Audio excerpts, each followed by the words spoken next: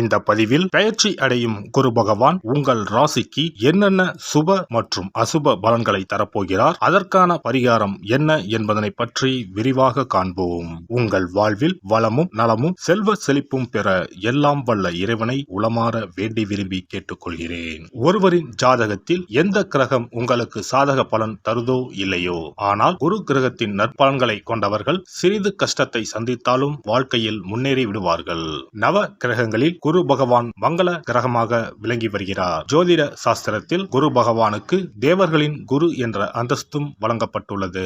இவர் நல்ல பலன்களை அளிக்கும் கிரகமாக கருதப்படுகிறார். திருமணம், மகிழ்ச்சி, குழந்தைகள், நல்ல அதிர்ஷ்டம், அறிவு, கல்வி, பேச்சாற்றல், மரியாதை, நல்ல ஒழுக்கம் ஆகியவற்றுக்கு இவர் காரணியாக உள்ளார். ஒருவரது ஜாதகத்தில் குரு பகவான் நல்ல இடத்தில் இருந்தால் அவர் வாழ்வில் மிகுந்த மகிழ்ச்சியையும் செழிப்பையும் பெறுகிறார். அவர் வெற்றியின் உச்சம் தொடுவதை யாராலும் தடுக்க முடியாது. குருவின் அருள் பெற்ற நபர்களுக்கு அறிவாற்றல் மேம்பட்டு சமூகத்தில் நல்ல கௌரவமும் பெற்றிருப்பார்கள். 12 ஆண்டுகளுக்கு பிறகு குரு பகவான் ரிஷப ராசியில் பிரவேசிக்க உள்ளார். ஜோதிடத்தில் முக்கிய கிரக பெயர்ச்சிகளில் ஒன்றாக கருதப்படுவது குரு பெயர்ச்சி. இந்த ஆண்டு குரு பெயர்ச்சி 2024 மே 1ஆம் தேதி நடக்க உள்ளது. குருவின் அமைப்பும் குருவின் பார்வையும் எப்படிப்பட்ட பலனை அள்ளித்தரும் என்பதை தெரிந்து கொள்வோம். கால சக்கரத்தில் தனுசு, மீன ராசிகளுக்கு அதிபதியான குரு பகவான் தற்போது மேச ராசியில் சஞ்சாரம் செய்து வருகின்றார். இவர் 2024ஆம் ஆண்டு மே மாதம் 1ஆம் தேதி நண்பகல் 12:59 மேச ராசியில் உள்ள கிருத்திகை 1ஆம் பாதத்தில் இருந்து ரிஷப ராசியில் உள்ள கிருத்திகை 2ஆம் பாதத்திற்கு பெயர்ச்சியாக உள்ளார். குரு பெயர்ச்சி பெறும் ஸ்தானத்தை விட குருவின் 5, 7, 9ஆம் பார்வை பெறக்கூடிய ராசிகள் மிகவும் சிறப்பான பலன்களை பெற்றிடும் என்பது ஜோதிட விதி. 2024ஆம் ஆண்டில் நடக்கும் குரு பெயர்ச்சியின் தாக்கம் அனைத்து ராசிகளிலும் இருக்கும். எனினும் சில ராசிகளுக்கு குருவின் இந்த மாற்றம் பலவித நற்பலன்களை அளித்தரும். இவர்கள் எடுத்த காரியங்கள் அனைத்திலும் வெற்றி பெறுவார்கள். நீண்ட நாட்களாக நடக்காமல் இருந்த பல விஷயங்கள் குரு பெயர்ச்சிக்கு பிறகு வெற்றிகரமாக நடந்து முடியும். இவர்களுக்கு அதிர்ஷ்டத்தின் ஆதரவு முழுமையாக இருக்கும். இந்த குரு பெயர்ச்சியானது ஒரு சில ராசிக்காரர்களின் வாழ்வை புரட்டி போட போகிறது. துரோகத்தால் பிரிந்த கணவன் மனைவி, சகோதர சகோதரி உறவு ஒன்று சேர போகிறது. நட்பு என்னும் நஞ்சால் உங்கள் உறவை பிரித்த துரோகியை இனம் கண்டு உண்மையான உறவு யார் என்பதனை அறிந்து கொள்வீர்கள். நஷ்டம் மட்டுமே பார்த்த வியாபாரிகள் திடீர் லாபத்தை அடைய உள்ளீர்கள். திடீர் லாட்டரி அடித்தது போல லாபம் இரட்டிப்பாகும். சனி பார்வையினால் ஏற்படும் காம சிந்தனைகள் இந்த குரு பெயர்ச்சியினால் சரியாகும்.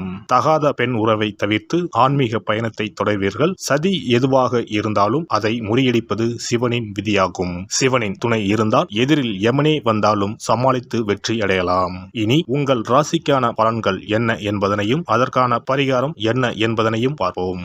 துலாம் ராசி அன்பர்களே, சுக்கிரனை ராசி அதிபதியாக கொண்ட துலாம் ராசிக்காரர்களுக்கு ராசிக்கு 7ஆம் பாவத்தில் பயணம் செய்யும் குரு பகவான் சித்திரை மாதம் முதல் 8ஆம் வீடான அஷ்டமஸ்தானத்தில் பயணம் செய்ய போகிறார். ஏற்கனவே இருந்த இடம் நல்ல இடம்தான். குரு பகவானின் நேரடி பார்வையால் யோகத்தை அனுபவித்தீர்கள்.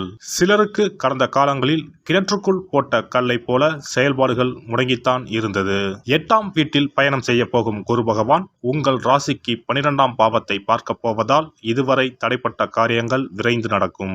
அதே நேரத்தில் தனஸ்தானத்தை குரு பகவான் பார்க்க போவதால் உங்களின் பொருளாதார நிலை உயரும். பண வருமானம் அதிகரிக்கும்.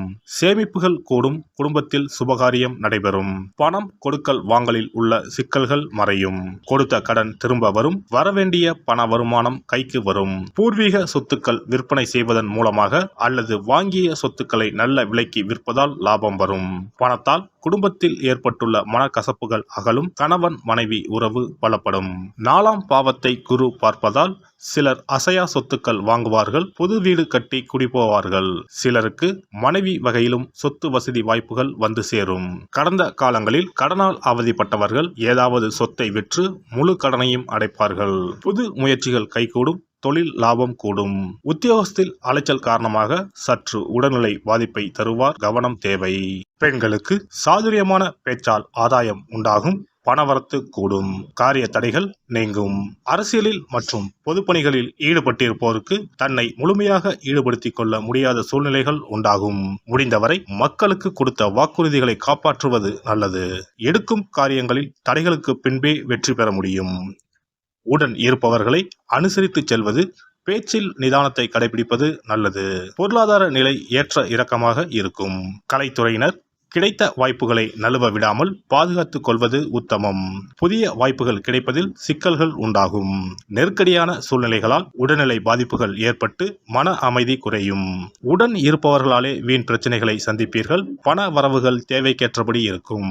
மாணவர்களுக்கு ஆசிரியர்கள் சக மாணவர்களின் உதவிகள் கிடைக்கும். பாடங்களை நன்கு படிப்பது கூடுதல் மதிப்பெண் பெற உதவும். சித்திரை நட்சத்திரம். இந்த குரு பெயர்ச்சியால் சில காரியங்கள் எதிர்மறையாக நடக்கும்.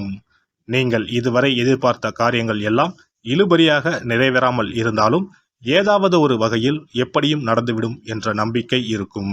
சுவாதி நட்சத்திரம். இந்த குரு பெயர்ச்சியால் பழகும் மனிதர்களின் வார்த்தைகளை நம்புவதா வேண்டாமா என்று சமயத்தில் சந்தேகம் ஏற்படலாம். வாழ்க்கையில் பிடிப்பும் ஆர்வமும் இல்லாமல் சலிப்பை உண்டாக்கினாலும் நட்சத்திர நாதன் ராகுவின் பலத்தால் பாதிப்பை உண்டாக்காமல் காப்பாற்றி வருவார். இனிப்பும் கசப்பும் மாறி மாறி பலன்கள் இருக்கும்.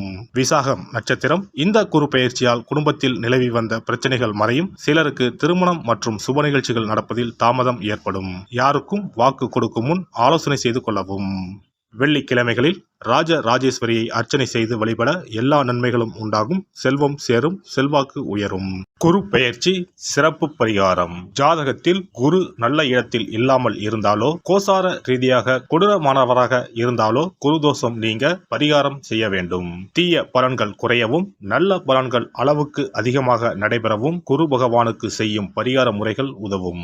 வியாழக்கிழமை தோறும் தட்சிணாமூர்த்தி வழிபாடு செய்வது சிறப்பான பலன்களை கொடுக்கும். வியாழன் அன்று குரு ஓரையில் நல்ல நேரத்தில் குருவிற்கு உரிய கோலத்தை வடகிழக்கு திசையில் கோலமிட்டு அதன் மேல் முல்லை மலர்கள் பரப்பி குரு எந்திரத்தை வைத்து அதற்கு முல்லை மலர் சூட்டி சந்தன பொட்டிட்டு பொன்னிற தட்டில் கொண்டை கடலை வைத்து தூப தீபம் காட்டி குரு காயத்ரி மந்திரத்தை 108 முறை மன ஒருமையுடன் கூறினால் குருவால் ஏற்பட்ட தீய பலன்கள் விலகும். நல்ல பலன்கள் மேலும் மேலும் அதிகரிக்கும். வியாழக்கிழமை அன்று வீட்டில் நெய் தீபம் ஏற்றி வழிபடுதல். குருவுக்கு உரிய வஸ்திரம் தானியம் கொண்டு வழிபடுதல் நல்லது.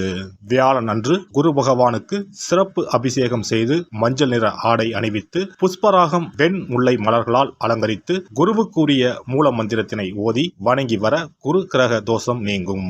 மஞ்சள் நிற ஆடையை உடுத்துவது, புஷ்பராக மணியை அணிவது, மஞ்சள் நிற ஆடை, கடலை, தானியம் ஆகியவற்றை தானம் செய்வது, வியாழக்கிழமைகளில் விரதங்களை மேற்கொள்வது ஆகியவற்றால் குருதோஷ பரிகாரங்களை செய்யலாம். உங்களால் முடிந்த அளவிற்கு ஏழை எளியோருக்கு தானம் தர்மம் செய்தால் வாழ்க்கையில் அமைதி கிடைக்கும்.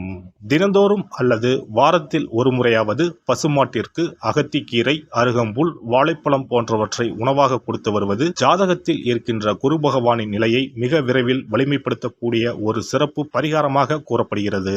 ஜாதகத்தில் குரு வலிமை இழந்திருக்கும் நிலையில் வியாழக்கிழமைகளில் அவருக்கு உரிய மஞ்சள் நிறத்தில் இருக்கும் லட்டுகளை வாங்கி தட்சிணாமூர்த்திக்கு நைவேத்தியம் செய்து கோவிலுக்கு வரும் பக்தர்களுக்கு வழங்குவதும் மங்களகரமான மஞ்சள் நிற பொருட்களை பிறருக்கு தானம் கொடுப்பதும் சிறந்த பரிகாரங்களாகும். குரு பகவானின் பரிபூர்ணமான அருள் கிடைக்க கோவில்களில் நடைபெறும் யாக பூஜைகளுக்கு தேவையான பொருட்களை வாங்கி தரலாம். ஒரு முறையாவது ஆலங்குடி சென்று குரு பகவானை வழிபாடு செய்து வாருங்கள். அல்லது தஞ்சாவூர் அருகே இருக்கக்கூடிய திட்டைக்கு சென்று ராஜகுருவாக இருக்கும் குரு பகவானை வணங்கினால் மலையளவு இருக்கக்கூடிய கஷ்டங்கள் கூட கடுகளவு குறையும். குலதெய்வ வழிபாடு நன்மை பயக்கும். முடிந்தால் மாதம் ஒரு முறை குலதெய்வ கோவிலுக்கு சென்று வழிபட்டு வருவது நல்லது.